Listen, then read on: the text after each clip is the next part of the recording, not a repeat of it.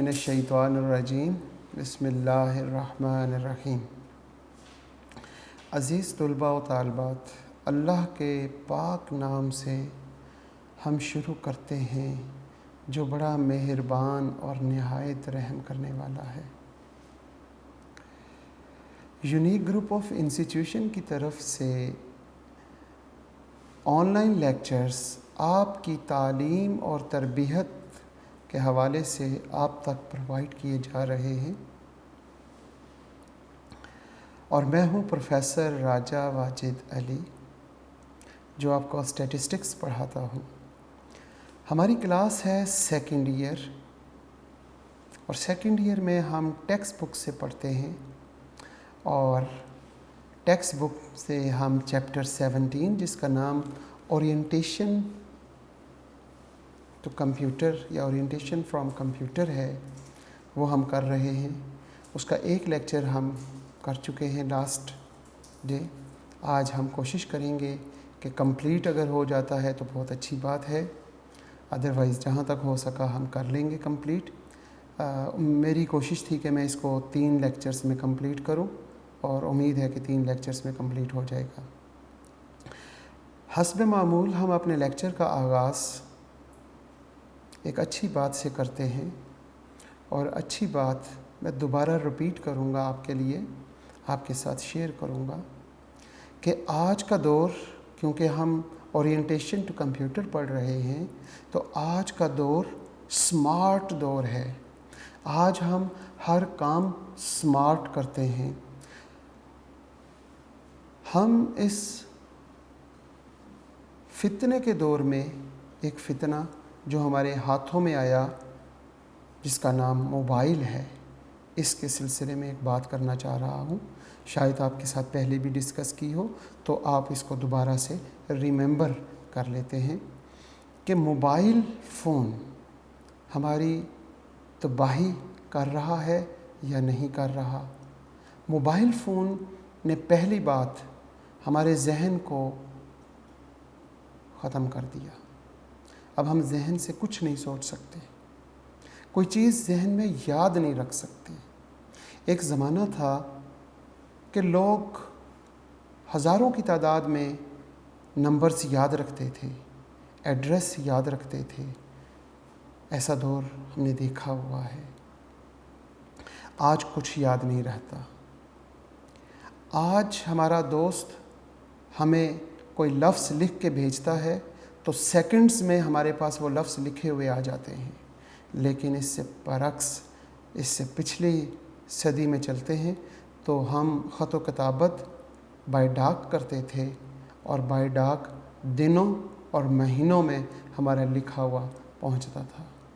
और जब वो पहुंचता था तो एक दिल को खुशी मिलती थी, जो आज एक क्लिक पर वही अल्फाज लिखे हुए मिलते हैं पर इंफॉर्मेशन मिलती है, खुशी नहीं मिलती।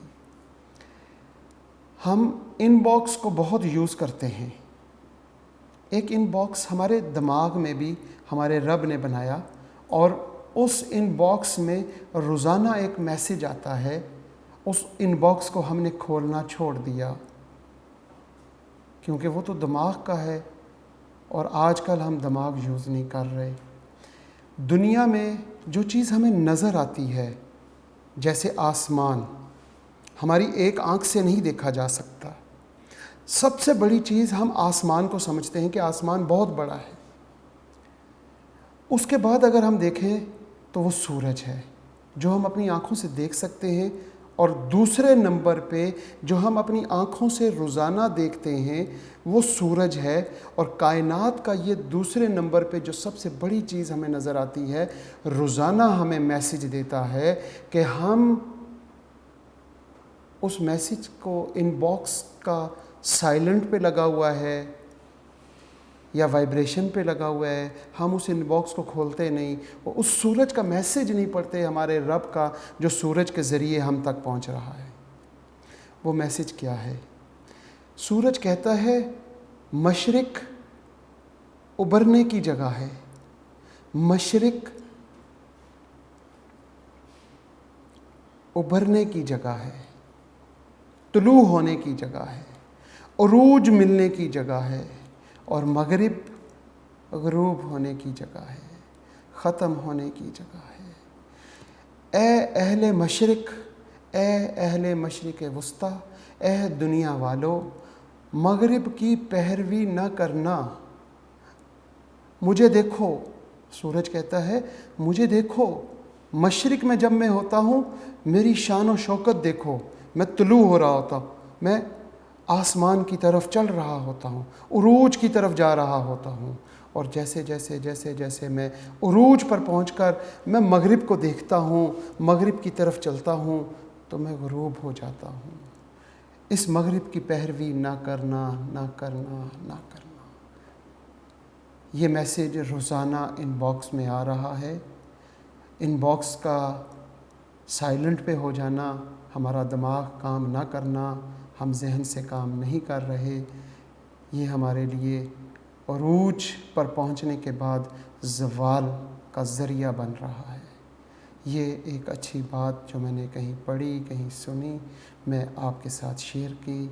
आप इस बात को अपने दिलो दिमाग में बिठाएं और कोशिश करें कि इस पर अमल भी करें हम सब, अल्लाह ताला, ताकि हम उरूज की तरफ जाएं।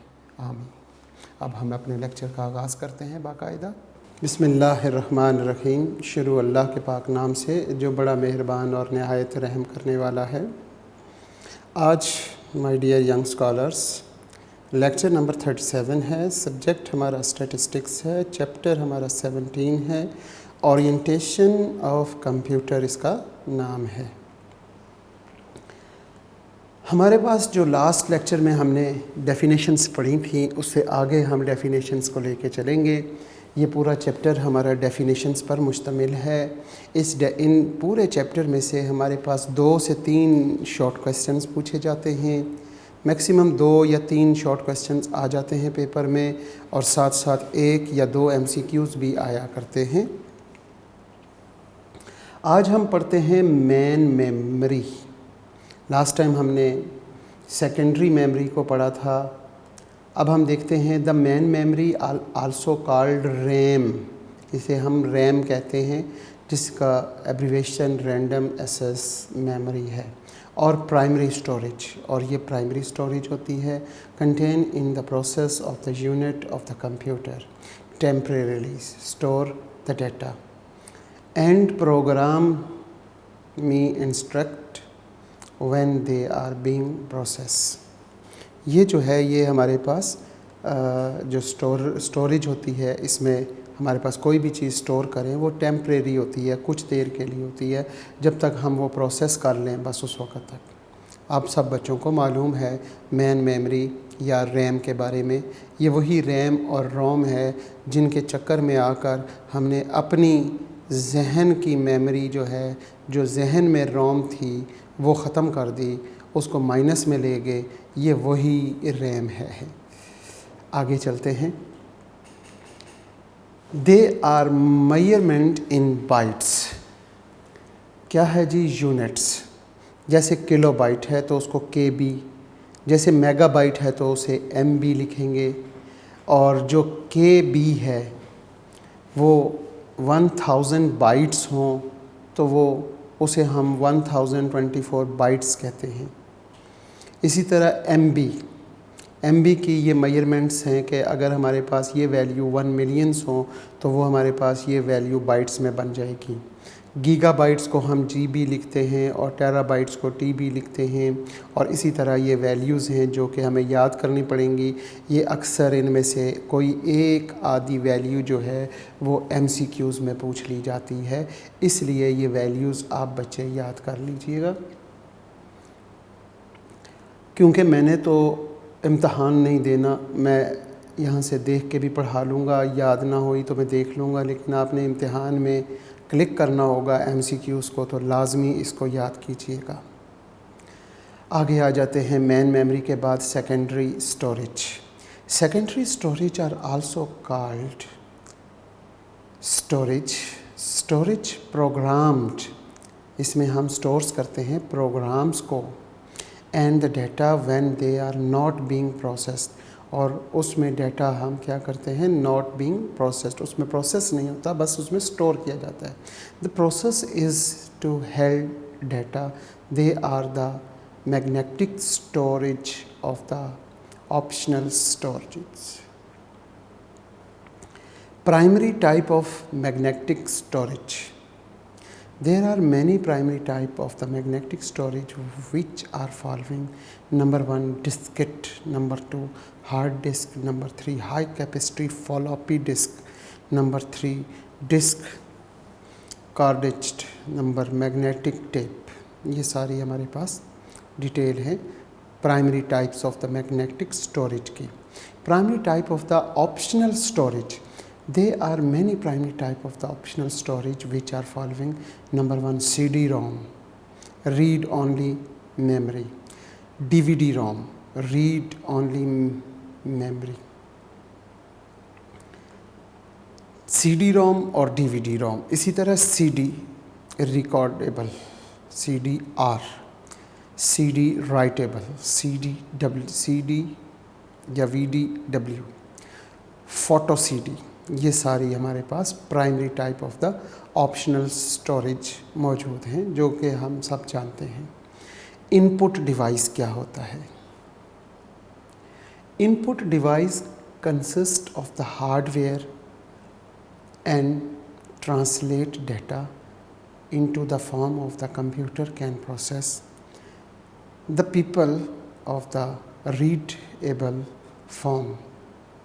Many by word like the ones in these sentence, but the computer readable from the consist of 0 and 1 or on and off electrical signal. हम किसी सेंटेंस को पढ़ते हैं जो वहाँ पे लिखा होता है, लेकिन कंप्यूटर ने क्योंकि उसको ट्रांसलेट किया होता है 0 और 1 में, या फिर ऑन या ऑफ जो इलेक्ट्रिकल सिग्नल्स होते हैं उसमें वो डाटा को ट्रांसलेट कर लेता है। The data which we have to give to the computer can perform by input device like keyboard, mouse. ये कीबोर्ड, माउस, इनसे हम क्या करते हैं, कंप्यूटर को इंस्ट्रक्शंस परफॉर्म्स जो होती हैं वो इनपुट करते हैं। The data which have to give, हम डाटा कंप्यूटर को कैसे देते हैं, to the computer can perform, ताकि कंप्यूटर परफॉर्म कर सके, बाय द इनपुट डिवाइस। कैसी इनपुट डिवाइस? जैसे कि keyboard, mouse. Input hardware device और कैटेगराइज्ड एज 3 टाइप्स।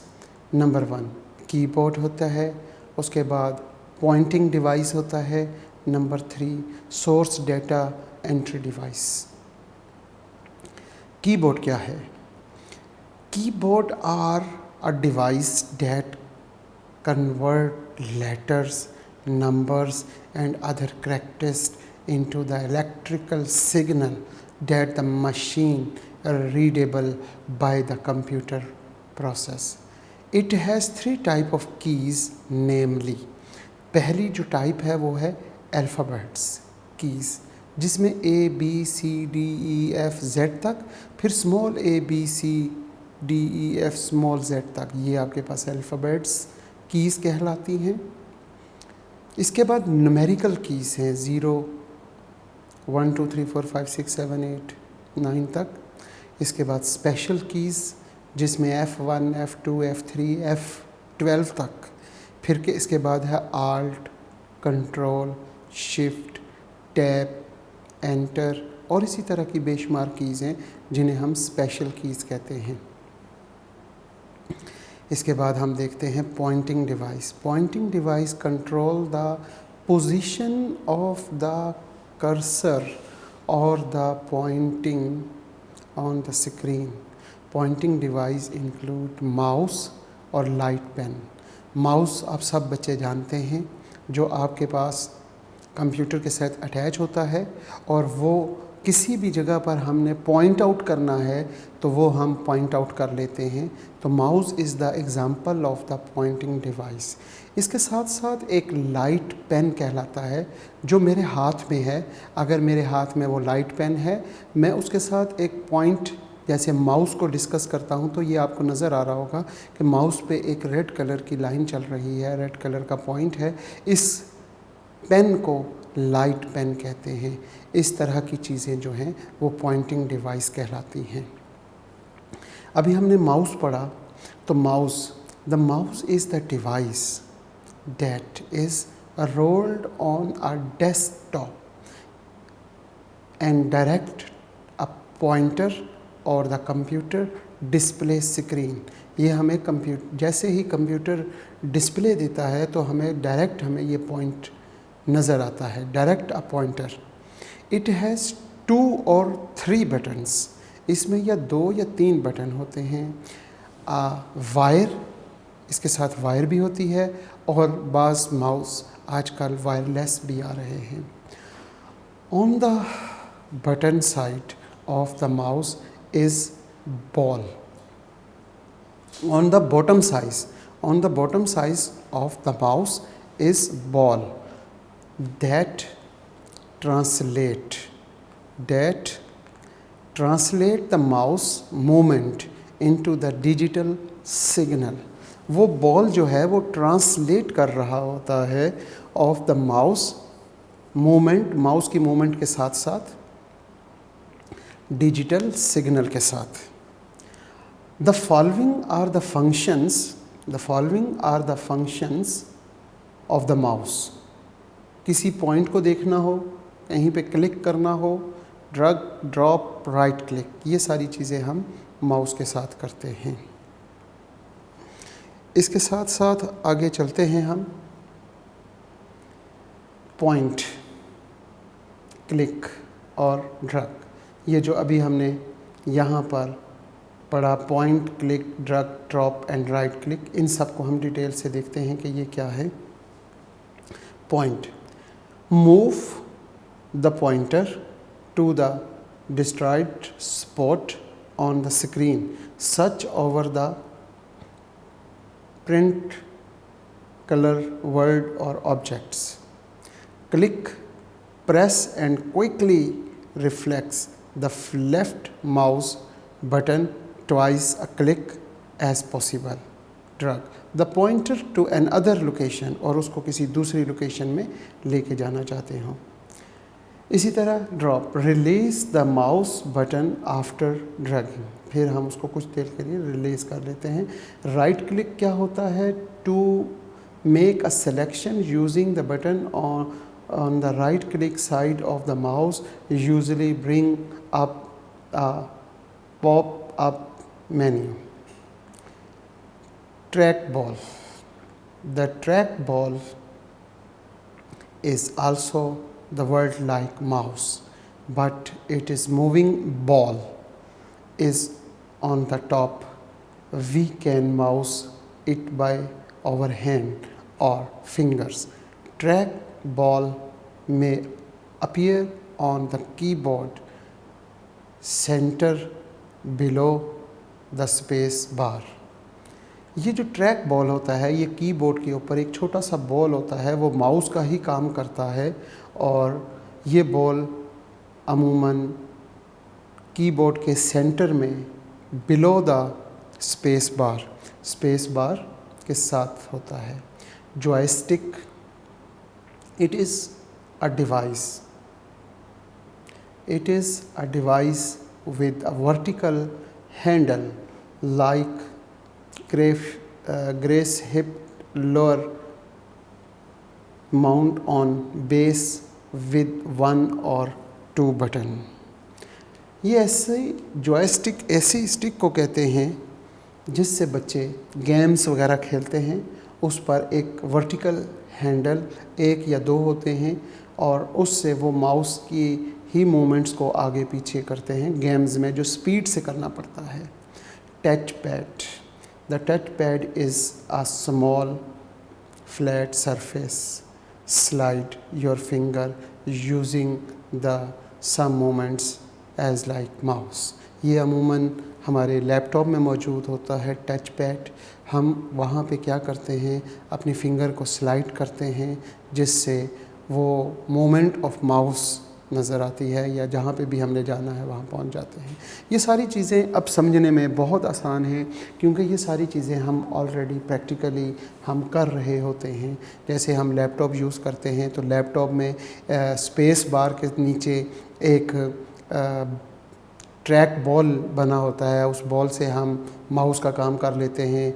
इसी तरह लैपटॉप में टच पैड बना होता है, उससे हम माउस का काम कर रहे होते हैं। लाइट पेन हम ऑलरेडी डिस्कस कर चुके हैं।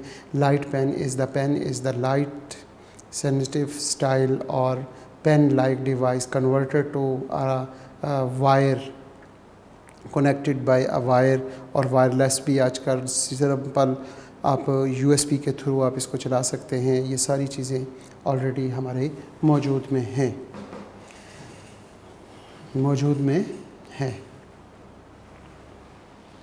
करो output device. There are various device to present information in a particular manners to deliver it at appropriate speed, video display वगैरह वगैरह। The device that are used to receive data from CPU, ये एक ऐसी device होती है जो data को receive करती है CPU से in a brain code and convert into the readable form are called output device. The output device enable CPU to translate information to the user and their device. The device are used to display output result. They are two types. Number one, soft copy output और hard copy output। ये दोनों भी बहुत अहम हैं, इनको भी अक्सर पेपर में पूछा जाता है, सॉफ्ट कॉपी और हार्ड कॉपी। अब हम देखते हैं सॉफ्ट कॉपी क्या है। It is the output that is temporary and is erased when the computer is switched off। Soft copy जो होगी वो टेम्परेरी होती है और जैसे ही हम कंप्यूटर को स्विच ऑफ करते हैं तो वो अरेस्ट हो जाती है। Soft copy output device are used to display output on the screen. They are also called visual display VDU। The most common used software device are number 1 just like monitor, sound system, PC projector. Monitor मेरे बच्चों को मालूम है किसे कहते हैं, sound system भी मुझसे ज़्यादा जानते हैं। इसी तरह PC प्रोजेक्टर, जैसे कि आपके सामने अभी PC प्रोजेक्टर लगा हुआ है, इसके ज़रिए आप तक ये चीज़ें सारी, इसको PC प्रोजेक्टर भी कहते हैं। इसके बाद हम बात करते हैं hard copy. Hard copy output. The computer user usually need this it permanent and as always available for use, just like print out on the paper। इसी तरह हम इसकी दूसरी डेफिनेशन देखें तो the computer user usually need output printed on the paper of permanent record। The output received from the computer on the paper is called hard copy। The device used to produce a hard copy are two types, which are following: number 1 printer and number 2 plotter। आगे देखते हैं input data और information data. Data processing operation कैसे होता है। Arithmetic logic unit जाता है control unit के पास। कंट्रोल यूनिट कैसे आता है? कीबोर्ड माउस के साथ और प्रिंटर और मॉनिटर के ज़रिए हम उसे इंफॉर्मेशन आउटपुट, ये आउटपुट है, ये इनपुट, हम इनपुट देते हैं कीबोर्ड और माउस से, और इंफॉर्मेशन आउटपुट हमारे पास कहाँ से आती है? प्रिंटर और मॉनिटर से। अर्थमेटिक लॉजिक यूनिट जाता है सेंट्रल यूनिट के पास और फिर साथ मेमोरी यूनिट में और फिर स्टोरेज यूनिट में चला जाता है। यहाँ पे देखते हैं ऑपरेटिंग सिस्टम। हमारे पास ऑपरेटिंग सिस्टम्स क्या हैं? An operating systems OS, operating system is an integrating set of performance that is used to manage the various hardware resource of computer system. The most commonly used operating systems are DOS, Windows, OS2, इसी तरह ये, और ये आपके पास Unix और Linux, ये सारे operation systems हैं। डॉस किसे कहते हैं?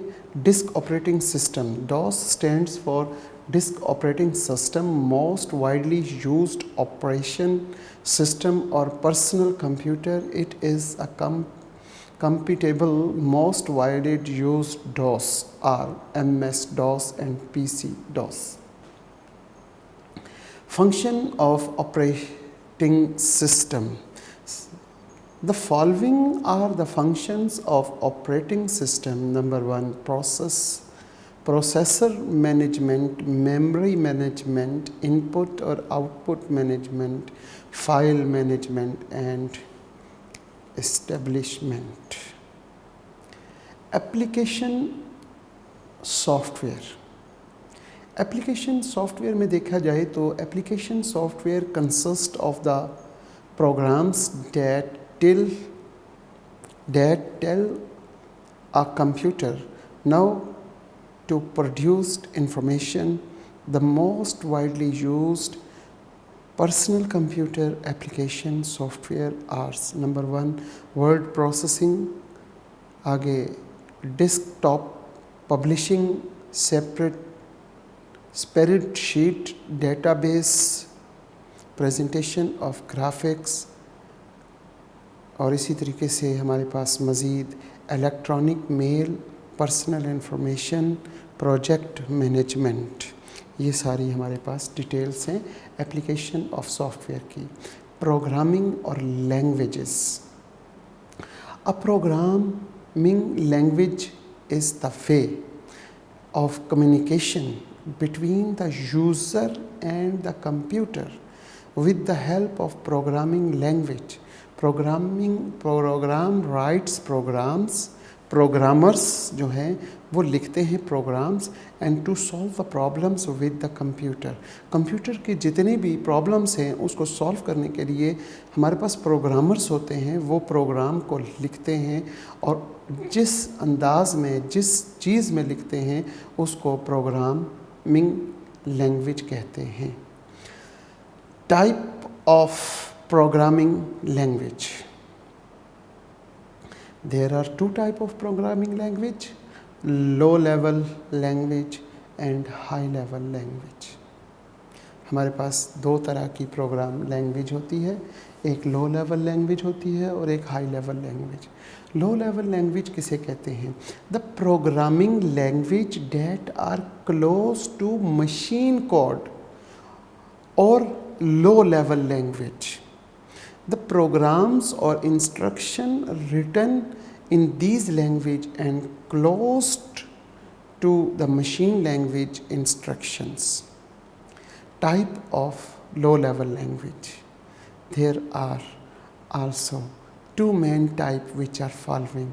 Number one, machine language and number two, assembly language. Machine language क्या है जनाब? मशीन लैंग्वेज में हम बात करते हैं the instruction written in the form of the binary strings, जैसे 0 या 1 form are called machine language. It is a fundamental language. The programs written in the language are execute directly by the computer. Assembly language किसे कहते हैं? It is a similar to machine language. In this language symbolic and code are used instructed of binary codes is called assembly language. The symbolic code are also called mnemonic. The program written in these language is translated to machine code with the help of the assembler. The language is also known as assembly language. इसके बाद हम बात करते हैं high level language की। High level language the programme language that are close to human. The programming language that are close to human language are called high level language. The programs or instructions written in high level language are close to English language. Each high level language has its own syntax या rules or and character set. Some of the common used high level language are, आपके नीचे यहाँ पे ALGOL जिसे हम stand for arithmetic logic कहते हैं। Basic, beginner और purpose symbolic, instruction code, COBOL, common business ordinate language.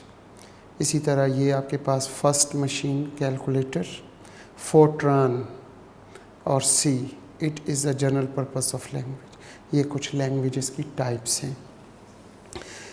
इसी टाइप के बाद, हाई लेवल लैंग्वेज के बाद, हम अपने लेक्चर का इख्तिताम यहाँ पर करते हैं और उम्मीद करते हैं कि ये, क्योंकि हमारा ओरिएंटेशन टू कंप्यूटर जो हमारा चैप्टर है, चैप्टर नंबर 17, इसका मज़ीद एक लेक्चर मज़ीद मैं आपको और कुछ डेफिनेशंस दूंगा।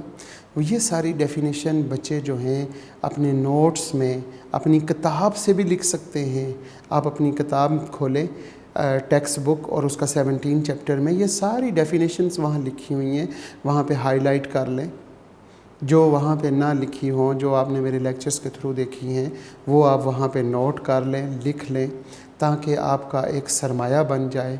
और यही सारी डेफिनेशंस में से कुछ डेफिनेशंस हैं जो पास्ट पेपर्स में आप देखें तो 15 से 20 डेफिनेशंस ऐसी हैं जो पास्ट पेपर्स में आई हुई हैं, और वही सारी की सारी इम्पॉर्टेंट हैं। उन डेफिनेशंस को बहुत अच्छे तरीके से याद करें।